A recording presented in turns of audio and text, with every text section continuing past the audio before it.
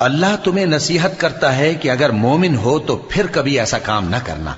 اور اللہ تمہارے سمجھانے کے لیے اپنی آیتیں کھول کھول کر بیان فرماتا ہے، اور اللہ جاننے والا ہے، حکمت والا ہے۔ جو لوگ اس بات کو پسند کرتے ہیں کہ مومنوں میں بے حیائی یعنی تہمت بدکاری کی خبر پھیلے، ان کو دنیا اور آخرت میں دکھ دینے والا عذاب ہوگا، اور اللہ جانتا ہے اور تم نہیں جانتے۔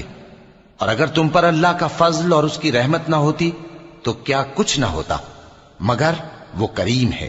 اور یہ کہ اللہ نہایت مہربان ہے، رحیم ہے۔ مومنوں، شیطان کے قدموں پر نہ چلنا، اور جو شخص شیطان کے قدموں پر چلے گا تو شیطان تو بے حیائی کی باتیں اور برے کام ہی بتائے گا۔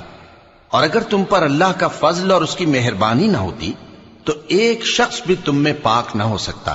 مگر اللہ جس کو چاہتا ہے پاک کر دیتا ہے۔